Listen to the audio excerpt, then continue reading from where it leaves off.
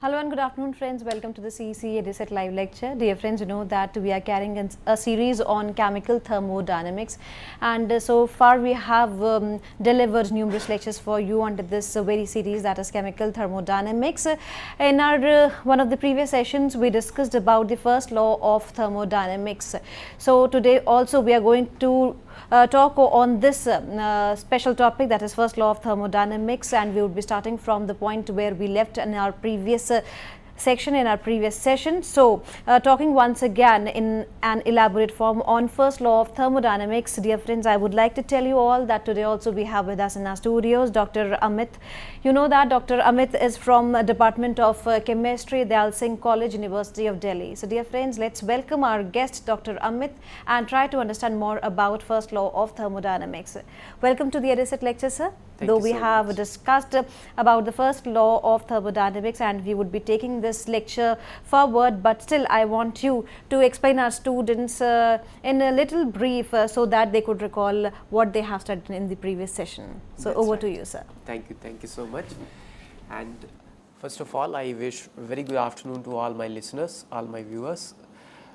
Dear friends, we have been having previously 3 lectures in the series on chemical thermodynamics, where with the first one, which was covering the basics of thermodynamics, the second one we did have a look at expansion work, and following which the last lecture we had covered the first law of thermodynamics.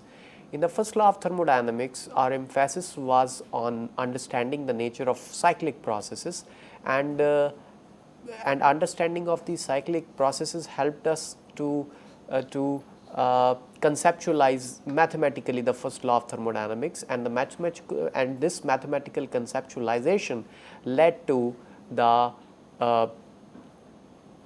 conceptualization of an important concept called the internal energy of the system, and following which we did also try to see that how the energy of the system, internal energy of the system, can be calculated.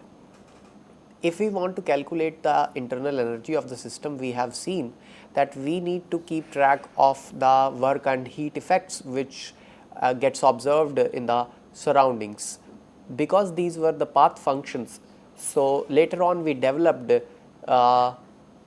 techniques how to calculate the changes in internal energy with variation in state variables, so that we need not keep track of the path of the system, of the path followed by the system.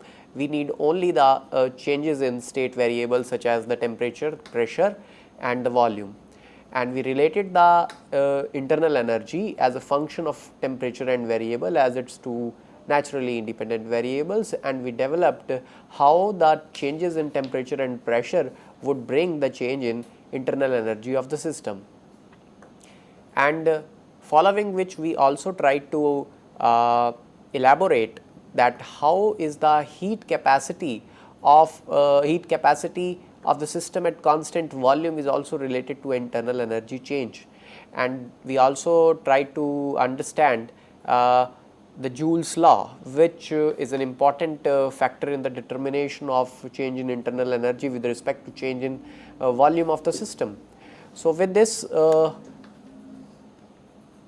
recapitulation of what we did in the lecture on first law of thermodynamics, the first part, let us have a look at certain formulas once again.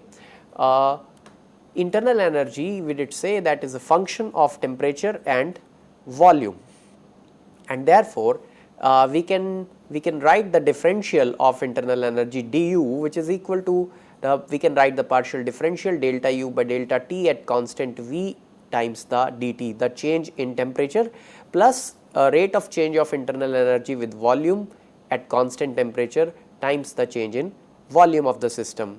And this we did try to understand that this can be related to, this partial differential can be related to an experimentally determinable quantity called the heat capacity at constant volume. So therefore first term became Cv dt, plus added to this is the second term, which is delta u delta v at constant t dv. We will see very shortly that this term, second term, delta u delta v at constant t, this ratio is also known as internal pressure of the system. and we have seen that for solid and liquid phase this dV, the change in volume, is very negligible, is negligibly small, and therefore the second term become insignificant while calculating the internal energy change for solids and for liquids and solids. Whereas for the gaseous systems, the Joule's law predicts that this ratio delta U by delta V at constant T, or in other words the internal pressure, becomes is 0. That is, the internal energy does not change with the volume. That is what is being predicted by Joule's law. Joule's law is precisely followed by the ideal gases only. However, it is not exactly followed by the real gases. Since it is not exactly followed by the real gases, so it means there were certain flaws in the experimental observations in the Joule's experiment, which were later on corrected by Joule-Thomson experiment. Moreover, as a result, we can see that the change in internal energy is therefore practically a function of change in temperature only, except for very precise calculations only for real gases. We may take the contribution of volume change to determine the internal energy change for precise calculations. Now, if we want to carry out those precise calculations, we need to understand a new concept called the Joule coefficient. The results of Joule experiment, in fact, involving any real gas, can be expressed, or any gas, in terms of Joule's coefficient. Joule's coefficient, this can be defined as the rate of change of temperature with the change in volume under condition of constant internal energy. We have already seen that internal energy is a function of temperature and volume. We have considered temperature and volume as its natural independent variables. So, we can write again its differential du equals to delta U by delta T at constant V times dt plus delta U delta V at constant T dV. That is, the first term represents the change in internal energy with respect to change in temperature, and the second one with respect to change in volume. We have seen that Joule's experiment is an isoenergetic process, and therefore we can say that du in this equation equals to 0. When we put this du equals to 0, what we get is, on rearranging this equation, we get this equation, that is delta U delta T constant V dt plus delta U delta V constant T dV becomes equal to 0. Now, we can further rearrange this equation. We can take this term delta U delta V at constant T dV to this side, and we can then divide the whole equation by dV and applying the condition of constant internal energy, and then we get the resultant equation as this. Now, having obtained this equation, now we have in this equation, as you can see, in this equation we have delta U delta V constant T, that is equal to minus. Now, we can on rearranging once again this equation, we got this equation. Now, in this equation you can see we have a minus sign when we take this first term to the left hand side, and we get minus delta U delta T constant V times the delta T delta V constant U. And now, let us have an understanding of what these partial differentials represent. Delta U, the change in internal energy with respect to change in temperature at constant volume, represent what is just nothing but is the heat capacity at constant volume. So, this first term becomes Cv. So, we get minus sign here, and this first partial differential becomes Cv. And now, second term, it is, we have just recently defined this term as the Joule coefficient represented by symbol eta.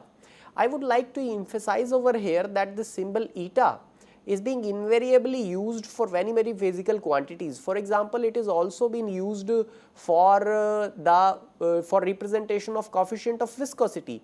So, you must wherever you encounter this eta, you must understand that in what context you are talking about. That is, if it is in thermodynamics, here we are having it in, it is for, we are making use of it for the representation of Joule coefficient here. So, therefore, on rearranging, so now what we have obtained is that this differential coefficient delta U delta V constant T equals to minus Cv eta. Now, we can once again rearrange it. We can take this eta to we can take this minus CV to the denominator of the left hand side of this equation, and then we get the value of eta, that is equal to minus 1 by CV delta U delta V constant T. Now, in this lecture, let me, before proceeding any further, in this lecture we would like to emphasize a lot many mathematical aspects which is behind the application part of the first law of thermodynamics. So, that is why I have developed the sequence of mathematical jugglery which we will have to look for, and so therefore, we proceed it as further.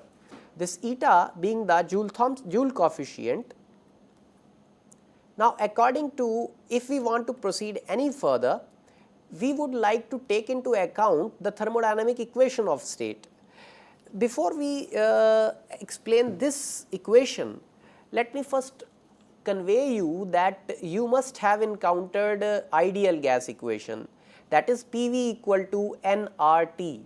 What is that? That is equation of state for an ideal gas.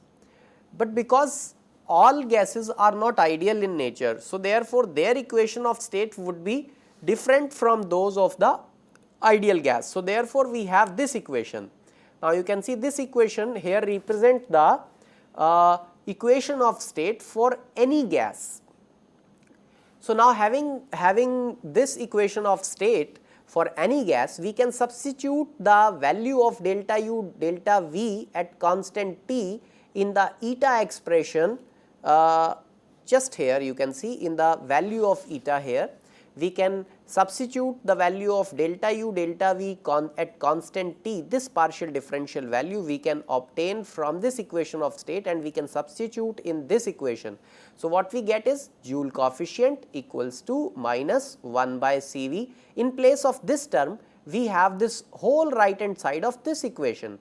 So, which we can put here, and we can get minus 1 by CV T delta P delta T constant V minus P. Now, so we have expressed the value of eta in terms of 1, the heat capacity at constant volume, and that is multiplied with a bracket term which has temperature times the delta P delta T constant V. I would like to explain what these differentials mean at some later stage. So, right now let us have a discussion of what this eta equals to delta T delta V constant U here. We have already defined it. Now, we would like to explain you how we obtain this value. If you recall back in the 12th standard mathematics textbook, you must have seen that you used to with the help of the limits, you used to define the derivative. This is nothing but the derivative. That is, you will take the ratio of finite change of variable t divided by and that of variable v, that is delta t by delta v, and you will apply the limit delta v approaches to 0, and then this becomes partial differential, this differential coefficient delta t delta v, again at one variable which is kept constant, that is internal energy. So, these two are equivalent equations. This is what I wanted to convey you, and you will encounter a number of such partial differential coefficients in thermodynamics, because it is a very vast mathematics has been used in developing the concept of important thermodynamic properties. So, therefore, we must be able to understand how to evaluate these differential coefficients. So, now as I said, these two are equivalent equations. So, we can, using this right hand side, we can say eta equals to this. So, it means eta equals to delta t by delta v under the limit v approaches to 0. So, what we can do is we can multiply this delta v to this with this eta, like here as in this equation, and this becomes equal to delta t under condition of constant internal energy U. So, therefore, we have delta T equals to eta times delta V under condition of constant internal energy. Having said this, I would like to get into details of how to determine the slope dy by dx values at some later stage, but right now let us coming back to this equation delta T equals to eta times delta V at constant u. Now, you see in this equation we have eta, and we have already determined the value of eta previously as minus 1 by Cv into T times delta T minus at constant V minus P, that is using equation of state. So, we have substituted in this equation, we have substituted the value of eta and we have got this equation. Now, what we have done is just nothing. Now, we have taken this negative sign inside the bracket, and the terms which are included inside the bracket, their signs get changed. So, here it was minus P, it become plus P, and here it was plus T times delta T constant V, it become minus T times delta T constant V. So, now we have this equation. So, now this equation we have developed, that is delta T, the change in temperature under condition of constant energy becomes equal to this expression 1 by Cv P into P minus T times delta T constant V into delta V at constant U, internal energy. Now, let us have a look at how this equation behaves for the ideal gas, that is, what is the value of Joule-Thomson coefficient for an ideal gas. In order to do that, let us consider ideal gas equation where we have P equal to nRT by V. Now, we can differentiate this equation. If we do it with respect to temperature, then we get under condition of constant volume. It means our volume is constant, our number of moles initially which we have taken in the system, that is constant, R is gas constant. So, therefore, to the right hand side all are constant except for T, the temperature of the system. So, therefore, we can differentiate this equation with respect to temperature, then we get at the left hand side delta T constant V, that is equal to nR by V, delta T by delta T, which is 1, that is nR by V.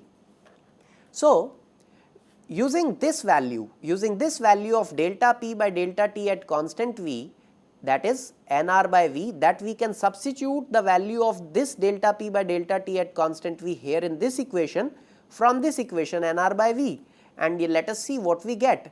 We get eta equals to minus 1 by Cv T delta T constant V minus P. Here for delta P by delta T at constant V, we need to substitute what is just nothing but nR by V, with which it becomes minus 1 by Cv nRT by V minus P.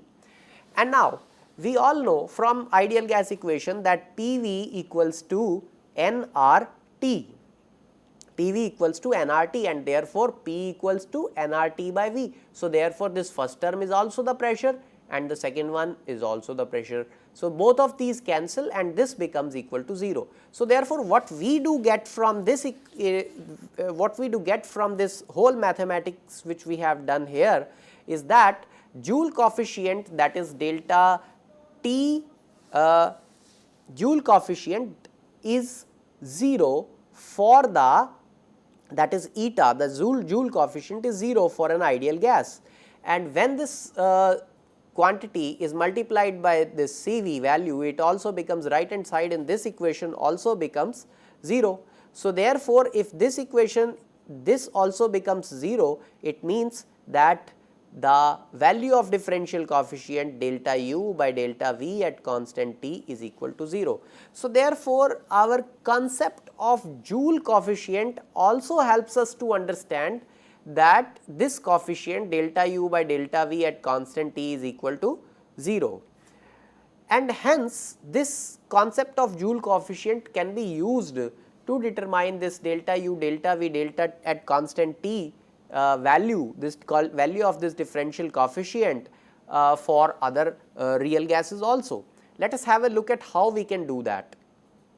We have just Joule coefficient that equals to minus 1 by Cv delta U delta V constant T.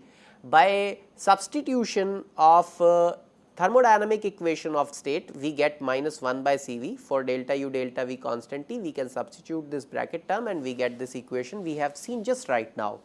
Now, we can consider two situations. If we have a real gas, the system pressure can be either in the low pressure region or it can be in the high pressure region. Suppose the pressure is in the of the system is in the low pressure region. In that situation, intermolecular forces of interaction dominate. You see, while developing, before I discuss this point a little further, I would like to stress upon the point that let us consider the ideal gas equation. What was the picture of an ideal gas equation? The picture of an ideal gas equation was that it was considered that the volume occupied by the gaseous constituent species is very small as compared to the total volume in which the gas is confined. Moreover, it was also stressed that there is no force of interaction which operate between the gas constituent particles. So, this was the picture of an ideal gas, which is in the case of real gas is actually not true. How? There is a proof for it. When we condense the gaseous systems, it upon decreasing the temperature applied over the system, it undergoes condensation and forms liquids. Had there been no force of interaction at all between the constituent gaseous species or constituent chemical species, then the condensation would not have been possible. So, this is a proof that there was certain forces of interaction which do operate between the constituent chemical species in the gaseous state. So, therefore, in the real gases there occurs certain forces of interactions, which attractive forces which operate between the constituent molecules or atoms of the gas.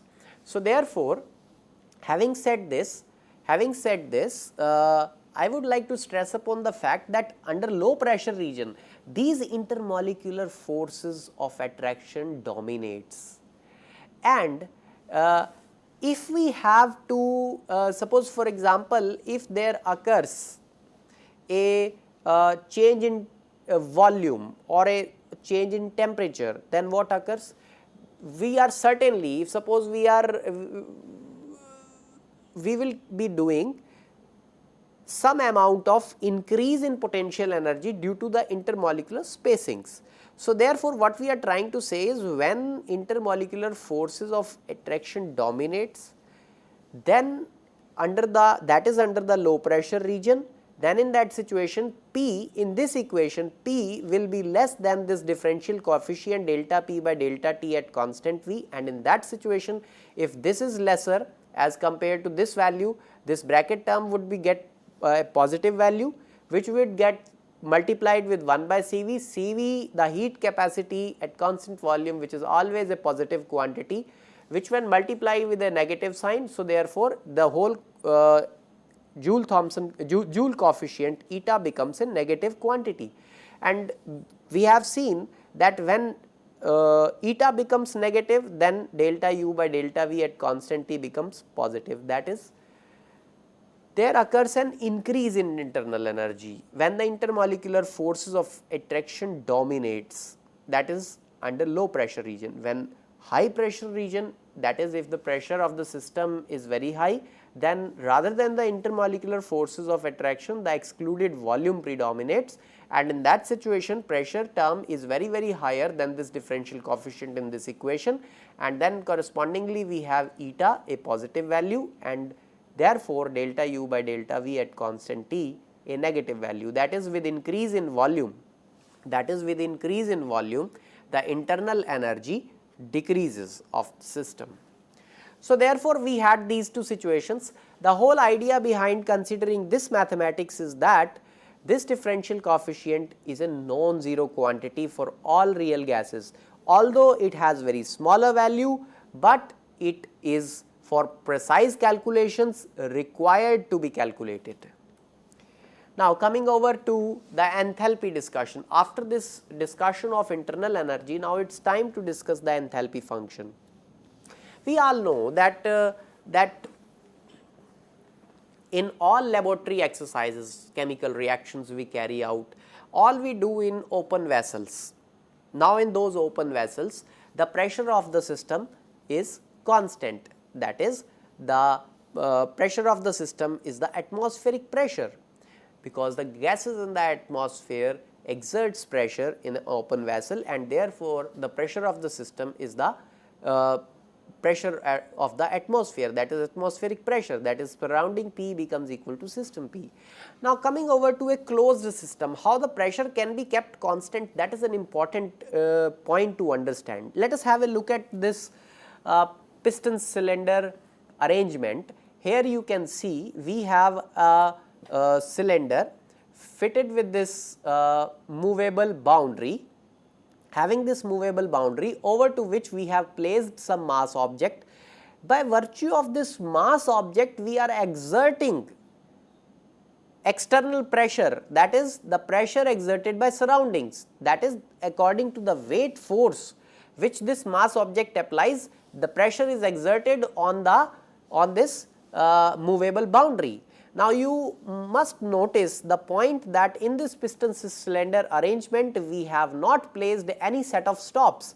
So, therefore, this boundary is allowed to move freely, and it will stop wherever, it will come to rest wherever the pressure of surrounding becomes equal to the pressure of the system. What it does mean? It means that if suppose some modification, some transformation occurs within the system and there occurs some pressure change, then what will happen? Because of a gradient of pressure, this boundary wall will move, because it can move freely, and it will continue to move till the pressure of the surrounding becomes equal to the pressure of the system. It means, why so? Because external pressure we have kept constant by virtue of this mass object. As a result, what happens? This keeps a check on the internal pressure of the system. If internal pressure decreases, then of course, we will have compression which would be observed, and ultimately this boundary wall which will stop where the pressure of the system becomes again equal to the pressure of surrounding. If by some transformation within the system pressure rises, then you will observe expansion, and so this is how this kind of arrangement is being made for a gaseous system, where you may observe a particular transformation under constant pressure condition. Now, let us consider again the first law of thermodynamics for a change in state at constant pressure. Let us consider this first law equation. What was that? That is du equals to the change in differential, the small change in internal energy equals to small amount of heat less the work effect which gets produced. We have considered in this equation that the work effect which the system can observe, it's only the work of expansion or compression. As a result, instead of writing dW, we have written P op dV, that is opposing pressure times the small change in volume. Now, you see, we are carrying out the process under condition of constant pressure, and we have seen here either we do in open vessel or we do it in closed vessel, the pressure of the system is kept constant in a way that opposing pressure becomes equal to the internal pressure of the system. So, instead of writing P op, we can replace it with P, the pressure of the system. So, our first law of thermodynamics gets modified to this equation, that is du equals to dQp minus P dV. Now, having said this, we can integrate this equation. On integrating within limits 1 to 2, or we can say initial to final, state 1 to state 2, then we get integral 1 to 2 du equals to integral 1 to 2 dQp minus integral 1 to 2 P dV. Now, when this integrates, since u is a state function, it integrates directly to give you the finite difference between the internal energy of the system in the initial and final state. Correspondingly, you get u2 minus u1 at the left hand side, which becomes equal to Qp, that is the heat effect which gets produced during the transformation of the system, minus P. Suppose this pressure P, since P is kept constant, it does not change. So, therefore, P can be taken out of this integral, and we can then integrate this dV to get V2 minus V1, since volume is also a state function. So, what we have, u2 minus u1 equals to Qp minus PV2, PV2 minus becomes plus PV1. which we can rearrange this, equation to U2 plus PV2 minus U1 plus PV1 equals to QP. Now, you must understand this first bracket term represent the sum of internal energy in the final state plus pressure in the final state times the volume in the final state, and this second bracket term represent internal energy in the initial state plus the pressure times volume in the initial state, and this P is again the pressure in the initial state. You must understand the point, since the pressure is kept constant. So, therefore, here pressure in the initial and the final state is constant. That is, if we can write P1 for initial state and if we can write P2 for final state, both these will be equal to P. So, therefore, instead of writing P and P here, we can write P2 here and we can write P1 here. Correspondingly, we have U2 plus P2V2 minus U1 plus P1V1. So, these P1 and P2 is just symbolic, the symbols which is being used for this final pressure P2 and P1 the initial pressure. So, therefore, now you can see in the first term, first bracket term has only the sum of internal energy in the final state plus the pressure volume product term in the final state. Same thing, all these things remain the same. Now, here in the second bracket term, except for the fact that these terms represent the initial state. So, now you can see these bracket terms. What are these bracket terms? These bracket terms are just nothing but the combination of a state function and a product of two state variables. So, all these bracket terms are combination of state variables, and hence if these are combination of state variables, we know from the property of state variables, when they can combine, the resultant is also a state variable or a function. So, therefore, we can instead of writing U2 plus P2 V2, we can write H2, and for this bracket term we can write H1. Now, what is this H? H is just nothing but is a combination of state variables, since is itself is a state function. Therefore, we have represented this combination by symbol H such that H equals to U plus PV. Now, this H is, we call it as the enthalpy of the system, which is nothing but the sum of internal energy plus the product of two state variables, the pressure and the volume. So, therefore, with this, the equation which we had written here, this equation transforms to H2 minus H1 equals to delta H equals to QP, that is the change in. Therefore, we have already seen here that enthalpy is a state function because it is a combination of state function and state variables. So, therefore, enthalpy is also a state function, and therefore, we can have the difference of finite values of enthalpies in the final and initial state, which is equal to the change in enthalpy. That is related to heat exchanged by the system with the surrounding under condition of constant pressure. So, therefore, for a constant pressure process, heat withdrawn from the surroundings is equal to the increase in enthalpy of the system and not delta U. Now, this is an important equation and finds immediate applications in determination of enthalpy change accompanying all constant pressure processes. For example, let us consider vaporization, sublimation, fusion, etc. Let us consider vaporization. What happens in vaporization?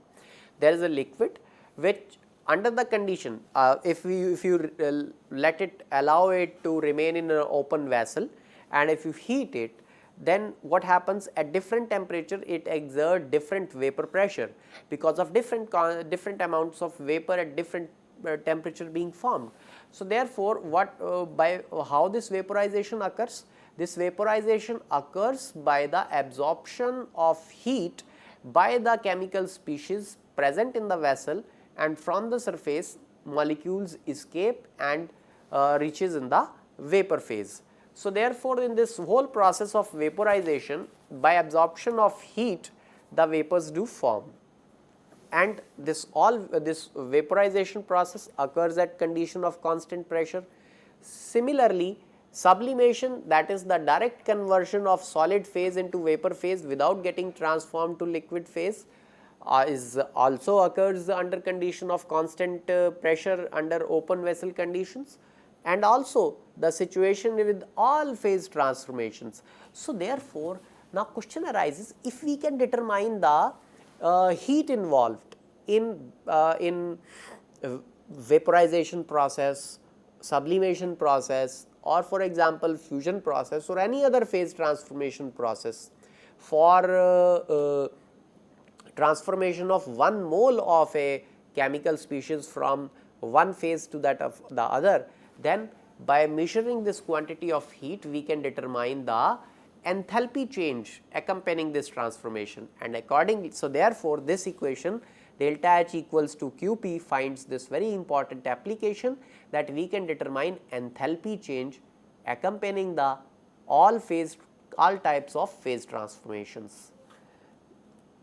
If we fix the amount of species, for example 1 mole, then we can define enthalpy change for vaporization process as the heat involved in bringing transformation of 1 mole of a substance from liquid phase to that of vapor phase, that amounts to the enthalpy of molar enthalpy of vaporization. Similarly, we can account for molar enthalpy of sublimation, we can account for molar enthalpy of fusion, etc. Now, having said this, let us now, as we had done for the case of internal energy, if you remember, we had said if you want to determine the change in enthalpy, then there are options for you is to determine the change in path functions. For example, heat involved in the transformation or the work effect produced during the transformation. So, all these require the monitoring, require the continuous monitoring of the path being followed during the transformation. In order to ace the situation, we would like, since enthalpy change in enthalpy is a change in state function, since enthalpy is a state function. So, we would like to change in enthalpy, we would like to relate this change in enthalpy with the change in some state properties of system such as temperature and pressure, so that we need only the initial and final values of these state variables, and we can calculate the change in enthalpy. To do this, as we had done for the internal energy, let us now consider enthalpy as a function of temperature and pressure. As we had said earlier, that if we know how the enthalpy changes with change in temperature, that is delta H by delta T at constant pressure P, then if we multiply this rate of change of enthalpy with temperature with total change in temperature, that is dt, total infinitesimal change, then this accounts for the first term, which represent nothing but the change in enthalpy with respect to change in temperature dt. Similarly, we can write the contribution of pressure change to determine the enthalpy change. That is, the contribution of pressure change can be written as, first of all, we need to write how the enthalpy change changes with change in pressure, that is rate of change of enthalpy with pressure. Therefore, delta H by delta P under condition of constant temperature. Then we have to multiply this rate change with change in pressure, so that this second term becomes the contribution towards the change in enthalpy. Now, having said this, so therefore, if temperature change occurs, pressure change occurs in the system, then we can calculate the enthalpy dH like this. So, therefore, for a constant pressure condition, if now we have already seen that we have started for those processes, we have started the discussion in for the conceptualization of enthalpy, those processes which occur at constant pressure. So, therefore, for a constant pressure process, dP equals to 0. With this dP becomes equal to 0, the second term becomes 0, and hence dH equals to delta H by delta T at constant delta H by delta T at constant P times dt. Having said this, Now, in this equation what we can do is we can divide this whole equation by dt. Then what we get? dqp by dt equals to dH by dt at constant P, that is equal to Cp, the heat capacity at constant pressure. Now, what is this? Just have a look. It is the heat involved. This dQp is the heat required to change the temperature of the system by 1 degree, that is dQp by dt when it becomes 1, that equals to Cp, the heat capacity. So, we can now define the heat capacity under condition of constant pressure as the heat required to raise the temperature of system by 1 unit, that is 1 degree Celsius. So, this also in this equation you can see this heat capacity which is designated by symbol Cp and is determined by keeping track of path function as dQp by dt is related to change in the enthalpy, the state function with respect to change in another state variable, that is temperature, that is delta H by delta T at constant P. So, both these expressions, both these differential coefficients are equivalent ways of expressing the heat capacity. So, this equation therefore identifies the important partial derivative this with the measurable quantity Cp. Thus, we have now if we want to determine dH, the change in small change in enthalpy, then we can write dH equal to, using this equation, if we use this equation dH, when we multiply, take this dt term to the right hand side of this and we multiply with Cp, then we get dH equal to Cp dt. Now, we for a finite change, if we want to, this is the infinitesimal change for a change in state of system, the infinitesimal change in enthalpy. Now, if we want to determine finite change for a particular change in state from initial state 1 to final state, state 2, or from temperature T1 to T2, then all we need to do is we need to integrate this equation within limit T1 to T2. So, therefore, dH equals to integral dH from within limit T1 to T2, that is equal to this right hand side term, again we can integrate within limit T1 to T2 C integral Cp dt. Now, question arises, what this Cp is? Cp is heat capacity under condition of constant pressure. The important question is whether the Cp also varies with temperature or it does not vary with temperature. Usually for small range of temperature, this Cp does not vary and we can with temperature, and hence we can does not vary significantly, and therefore we can consider it as practically a constant quantity and we can take it outside an integral, and hence we can integrate the integral dt with the limit T1 to T2 to get Cp delta T. Therefore, we have change in finite change in enthalpy of a system, that is equal to Cp dt. That is possible only under the condition when Cp does not vary with temperature. This equation is quite general and is applicable to any transformation at constant pressure of the system. Now, furthermore, it is important that the system of fixed mass, we have chosen the composition of the system constant. That is why we are saying that constant pressure system of fixed mass provided no phase change or chemical reaction occurs. If chemical reaction occurs, then again the composition will change. Okay. Now, if Cp does vary with temperature within a temperature range, then how we can determine the enthalpy change for a change in temperature for a system? The answer is that we can represent this Cp in a power series. We can express this in terms of temperature as a power series as Cp equals to A B times T temperature plus C times temperature square, and we can increase, we can keep on adding the term corresponding to higher powers T cube or so. Now, where A, B and C, these etc. are, these are constant characteristics of the working substance. Whatever you have in the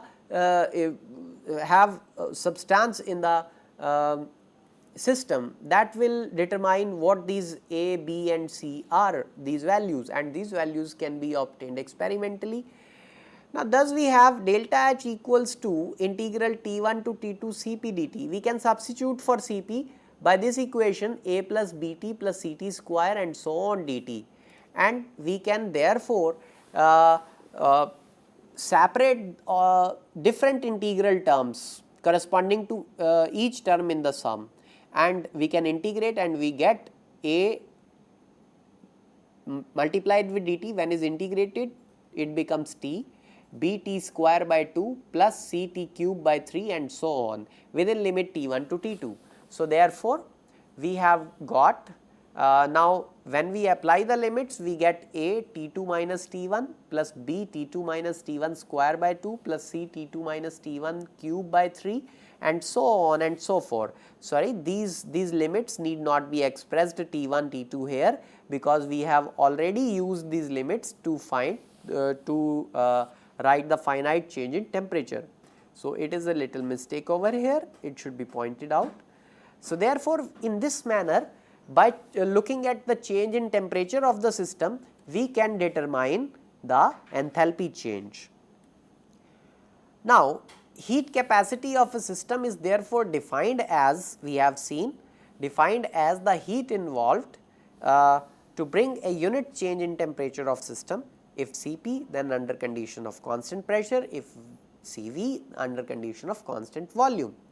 Since heat given to a system is a path dependent quantity or a path function, so heat capacity, since it is heat required to raise the temperature of system by 1 degree, so since heat is a path function, so heat capacity will also be depending upon the path followed, and therefore is a path function or a quantity which depends on the path of the system. So, therefore, for a specified change in state of a system that has definite temperature change, the heat withdrawn from surroundings may have different values, because for a particular change in state of system can be brought about by following different path, and in each different path heat exchanged with the surrounding or heat involved would be different, and hence there can be, for a same substance, there can be a number of heat capacities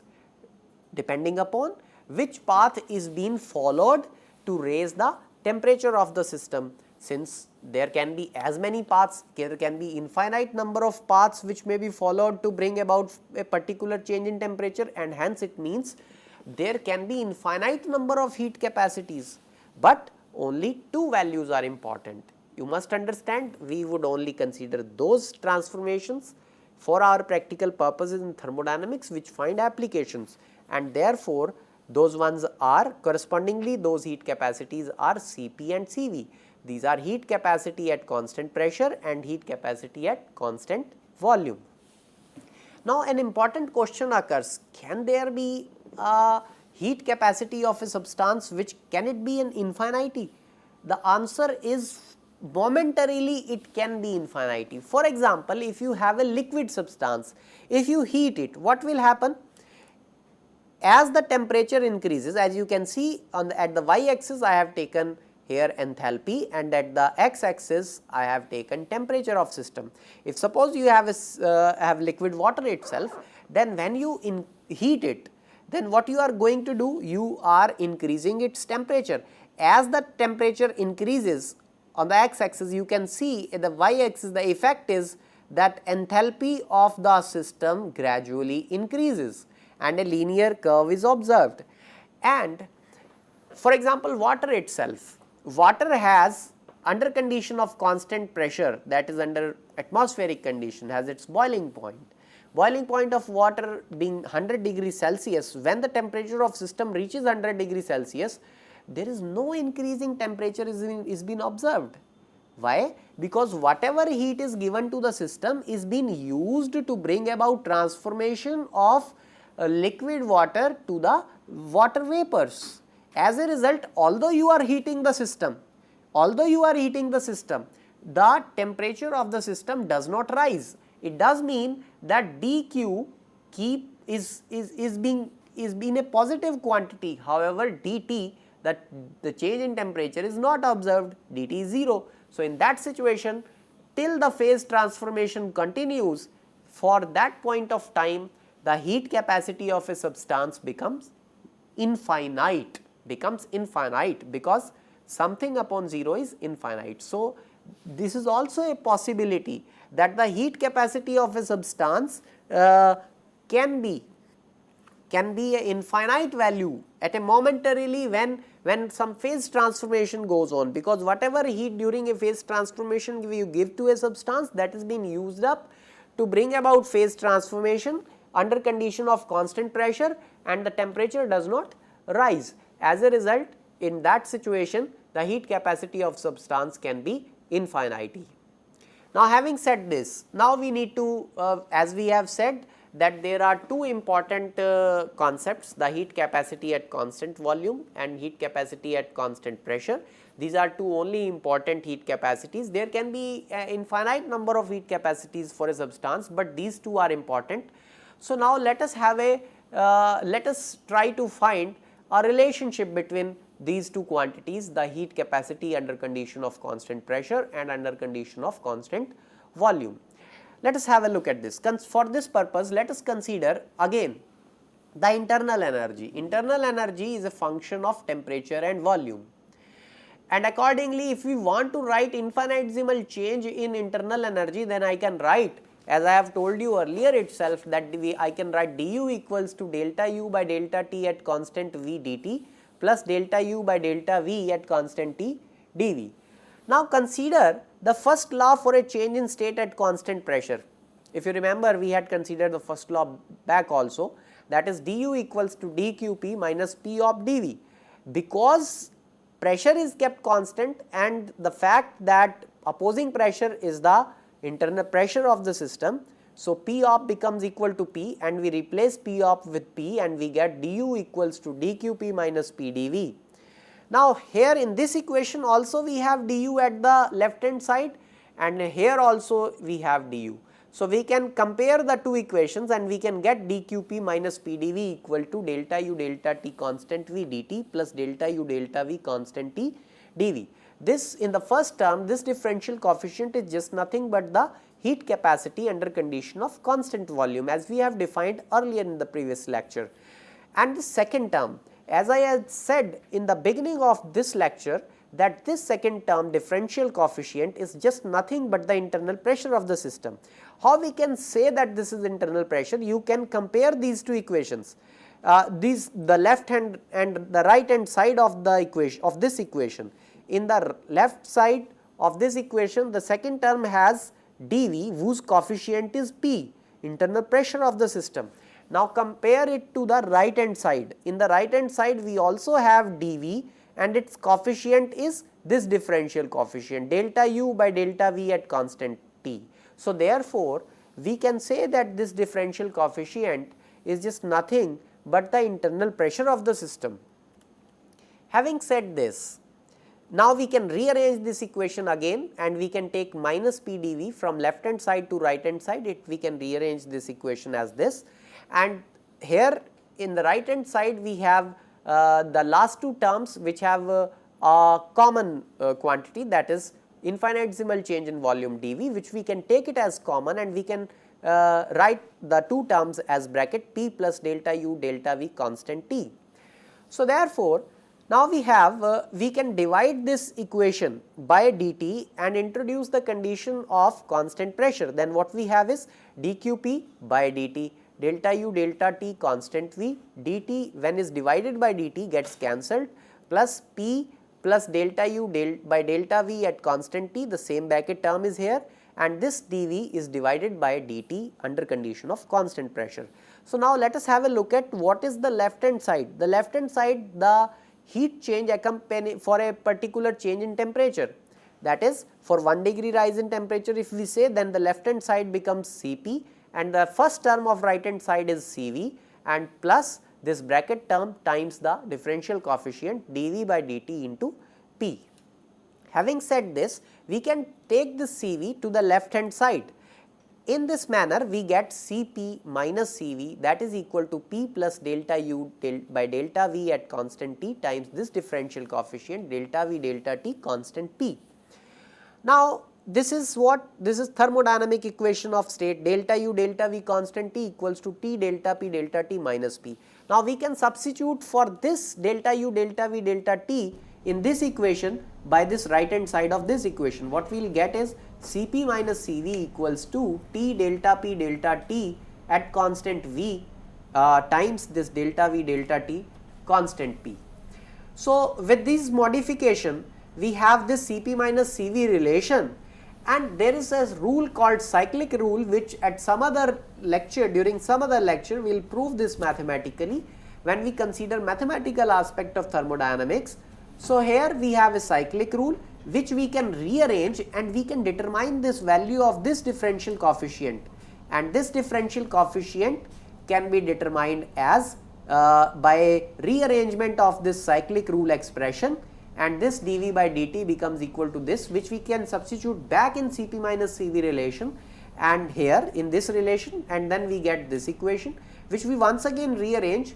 Then what we will get is this equation. So, which is just nothing but we have two important quantities, the alpha and kappa, which are nothing but the expansion coefficient, isothermal compressibility, using which we can make which on making use of ideal gas equation, which we substitute for this differential coefficient, which we get R. So, we get the relation that Cp minus Cv equals to R.